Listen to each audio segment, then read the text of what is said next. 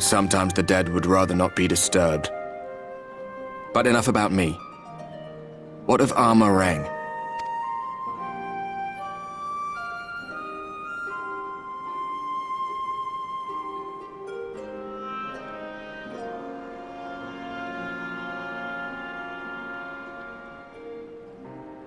I see. Minfilia's gone then. Which means the reason I must suffer this purgatory shall forever remain a mystery.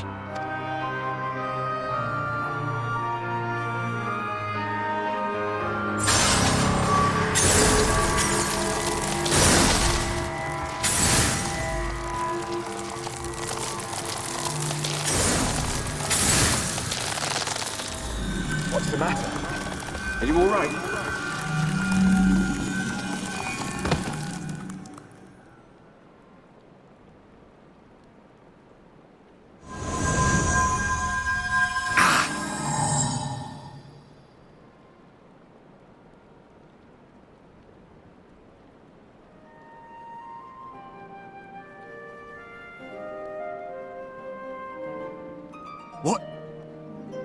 What just happened?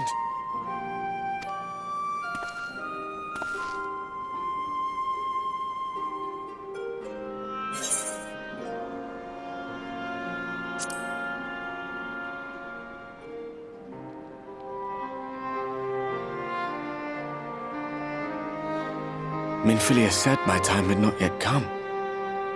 That I still had a role to play. Not even the most valiant heroes can stand alone. No, it couldn't be. There's only one hero in this room, and it is not me.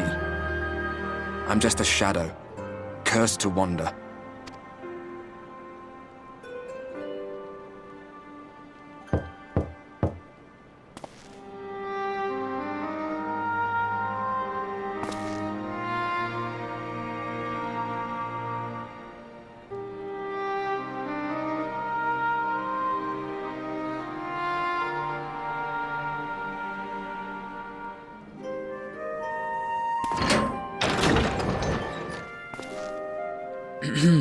Forgive the intrusion, but Minfilia, that is, Reen, and the others were asking after you.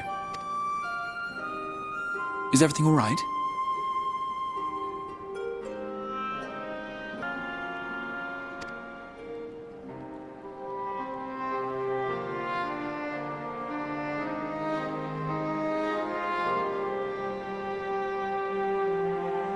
That pain again? And did it pass?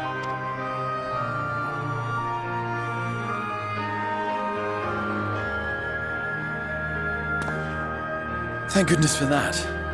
I would not wish to see you suffer.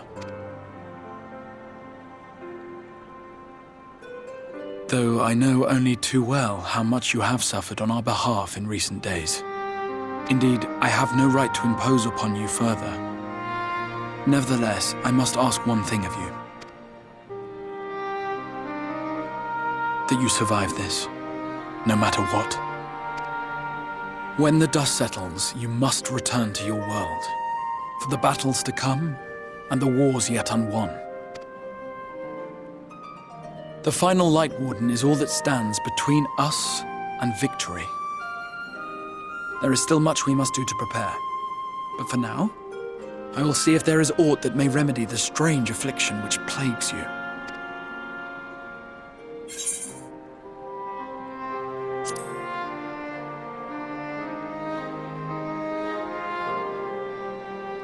Of that I have no doubt. Even if I had my pick of every Reflections heroes, I could not have asked for a finer champion. I'll not keep you from your rest any longer. Take as much time as you like.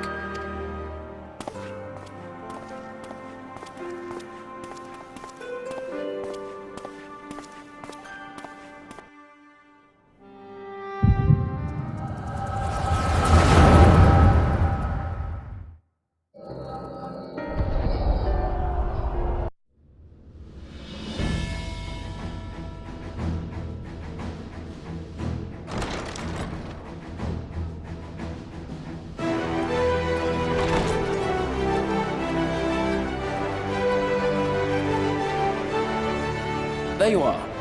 May I assume you've had your fill of rest?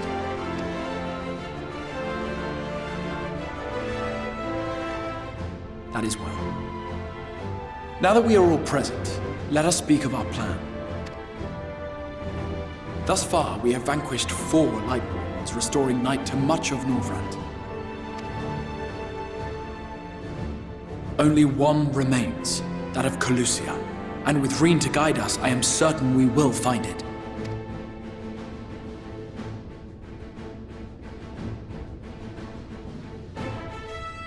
We're so close now. If we can just take care of this one last warden, we'll rob the Sin Eaters of their final foothold and drive them out of Norvrand once and for all. It will be a new beginning for the First, a chance for the people to rebuild their world. In short, a prize worth fighting for. And in thus delivering the First from destruction, so too shall we unsow the seeds of the 8th umbral calamity. Do you hear? Your dreamed of rejoining is in jeopardy. Are you sure you're not tempted to intervene? You labor under the misapprehension that vanquishing the Sin Eaters is tantamount to saving the world. It is not. In truth, you only delay the inevitable, lengthening your fleeting lives by the smallest of margins.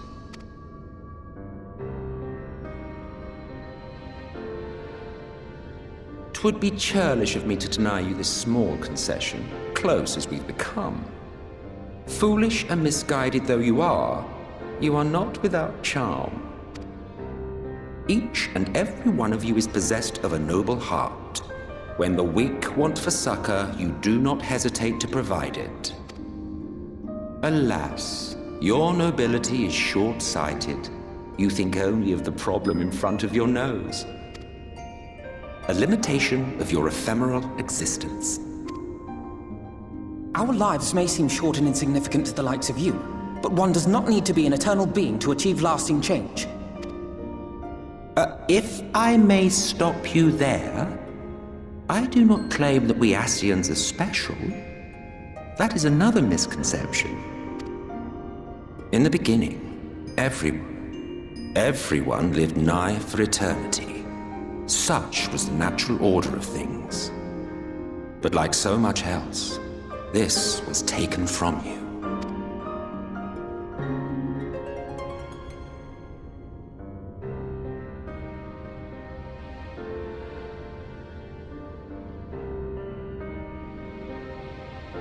You won't object if I borrow your plaything?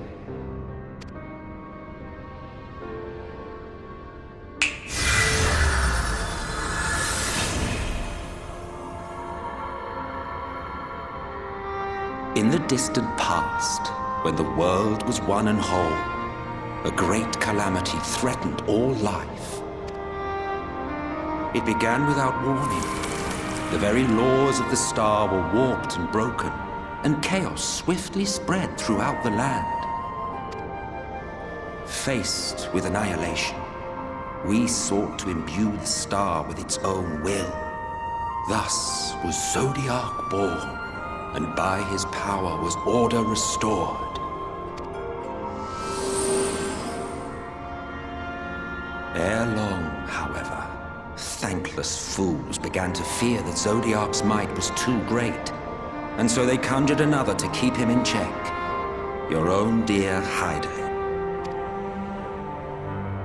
And the two beings waged war until, with a single devastating blow, Hydaelyn unmade Zodiac, scattering his being across space and time. So you told us in the Katana Ravel. Yes. And there began our woes, with Hydaelyn's blow and all that it wrought. As a counterbalance to Zodiac, Hydaelyn was created with the power to enervate her foe. This singular ability strikes not at such banal things as flesh, but everything that defines the target, diluting its existence. For example, were she to strike you,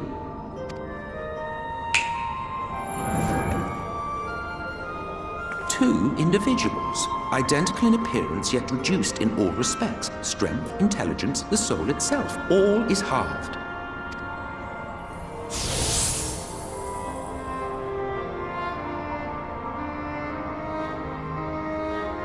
Do you see? This self-same fate befell not only Zodiac, but the very star.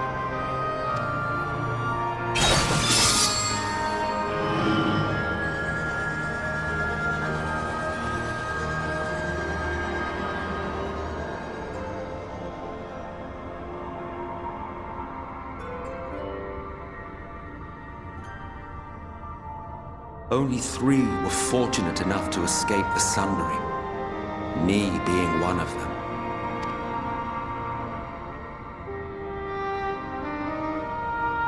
When I beheld the shattered remnants of our home, I knew deepest despair.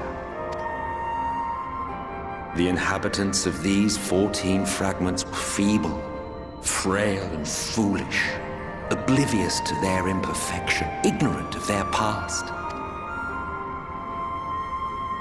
Malformed creatures thrashing blindly about. Pitiful, disturbing, depressing.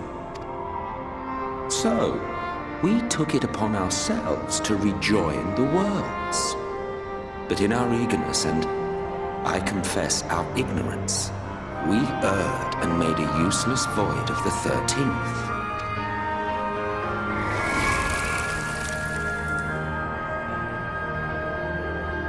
It was only afterwards that we discovered a connection twixt source and shard, a flow of energy that maintains elemental balance. And thus did we arrive at our time-honored modus operandi.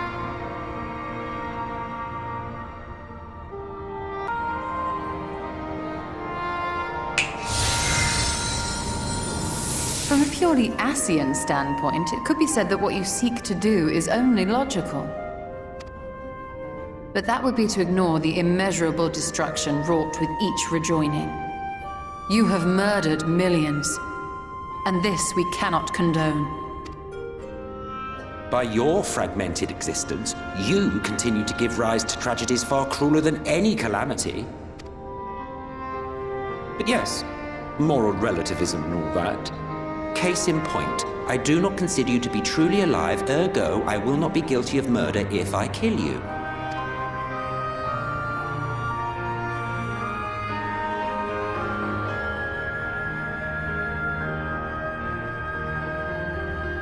Oh, don't look at me like that. You for whom I have only the highest expectations. A vaunted hero of the Source, 7 times rejoined.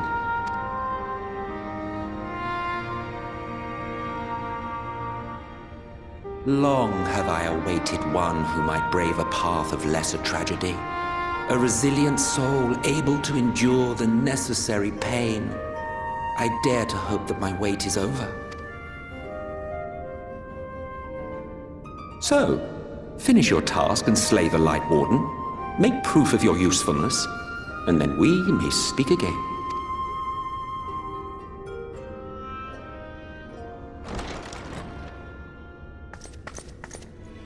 Forgive me, my lord, but this could not wait. Speak freely, Captain. Our informant in Colusia sends word of unusual activity in Yulmore. It appears their forces are entrenching themselves at key points throughout the city, making ready for an attack by all indications. An intriguing use of resources. I rather doubt Lord Vorthry is concerned for the safety of his citizens. You think he's harboring the Light Warden inside the city walls? Even if he does have some means of controlling the Sin Eaters, wouldn't that be a little risky? Risky or not, if there is even a chance the Warden is hiding there, we will need to act fast. The longer we wait, the better prepared the Yulmorans will be. Agreed. See to your preparations then and make for Colusia. God's willing, this hunt will be the last. Let us see it through to the end.